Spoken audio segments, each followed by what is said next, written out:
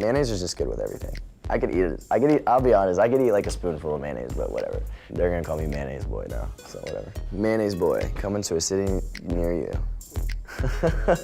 What's up, I'm Jaden, and I'm gonna answer 20 questions for 2024.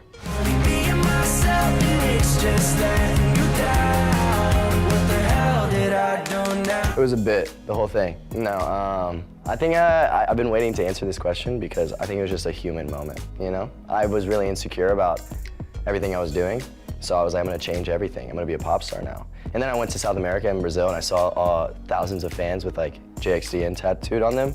I was like, oh my gosh, what have I done? You know what I mean? I think I just had a manic moment. I was just being manic. That's really all it is. I mean, it was almost symbolic for me. I wanted to kind of shed some of the weight that I had in the past off, and it feels good. It feels like my new look. I'm gonna keep it for a while. When they hold up their like phones and it's so tiny and they're in the back of the room and I'm like, I don't know, I get intrigued because I have ADHD and I'm like, what does it say? And they're like, Daddy. And I'm like, oh, okay, well, I'm singing a song about sadness. You know what I mean?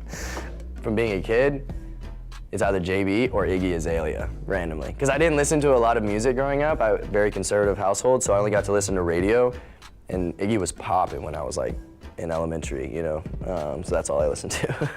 Fancy. Oh my God. No one did it like her. She changed everything, so shout out to Iggy Azalea.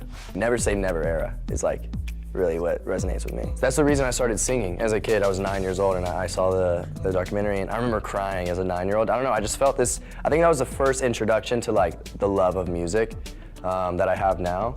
And it didn't fully develop until later on, but that was definitely the start for my voice at least. I love Frank Sinatra. I love Billie Eilish because she takes a lot of reference from older music like that. So anything that just has some history and culture to it, because I know that I can, and I want to show that off, you know? I don't know if I've accurately presented myself online. I really care about like kindness. That's like a big thing for me. I've done a lot of f***ed up in my life, so it seems like I'm kind of just a but I love being kind to people. It's a big value of mine. I've written love leads to change on a lot of people. I know what it feels like to be unloved, so I just want to make people feel loved. You know, after I was really manic, you know, as people are, I called Travis and I was like, you know, I really feel like I made a mistake trying to change everything so frantically. And I don't want to hit, you know, I want to make good music because that's what we did for my first album and it just worked out so well. I mean, no question was like, okay, let's do that. And the first time we went in the studio, it felt like it was one of the first times we got in the studio like 3 years ago, and it was just so refreshing, and we had a lot of fun. And that's when I knew that I was doing something that I was supposed to do because I was having fun, and I hadn't had fun in a long time. The Descendants character, when I started signing with Travis, after like a year, he would always organically put me onto stuff, and like I would come and be like, oh, I found this band called Boxcar Racer, and he was like, oh, yeah, that's my band. And I was like, oh, crazy. And then he had a tattoo of Miles on his leg, and I was like, who is that? And he was like, this is the Descendants. I was like, that's the Descendants? And I went home, and I was just stoked about it. I hate heights. Also the ocean. The ocean's terrifying. Also the space. I would never go to space. Crazy. I watched Game of Thrones for the first time probably like 2 months ago. I finished the entire show in 7 days. I just didn't do anything but watch Game of Thrones. I watched like 10 episodes a day, the season a day, and it was great, and my life changed. Who hasn't had a crush on the evil girl from Kim Possible? She was sick. She still is sick, wherever she's at. Yeah. The girl from Tangled, Rapunzel. As a kid, I loved that. Also Cinderella. I wanted to be Cinderella when I was a child. I only watched Cinderella when I was like 5 years old. And my mom told me this like recently growing up, and I was like, oh, that makes a lot of sense, you know? Okay, there's one that I'm not, like I'm a part of, but it's with like some of my fans on Instagram, and it's called the Talking Besties. And they're like my core fans, and I pop in every once in a while, I see what they're saying, they're hilarious, so. I don't ever really answer though, because I kind of get scared, because I'm like, what if they're talking about me? That's crazy.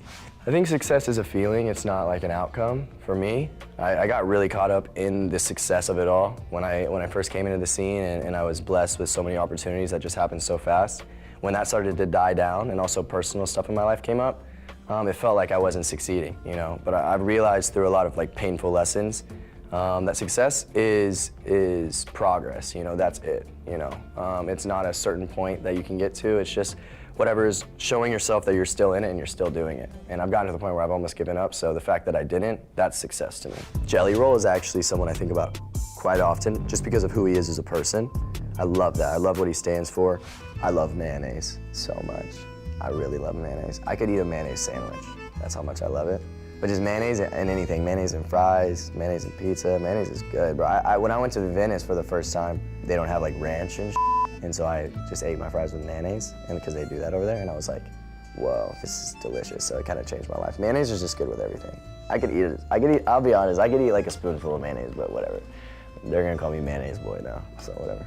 Just straight out of the cabinet in the fridge, just a dollop of mayonnaise, delicious, bro.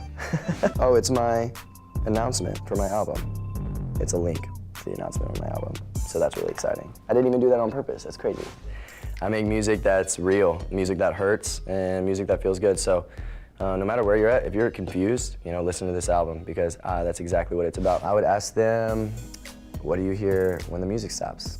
I hope you guys learn more about me and my love for mayonnaise, but make sure that you check out my album out June 28th, also the tour following that, and everything in between. I have a lot of cool stuff coming for the promotion of this album that I've never done before, so stay tuned.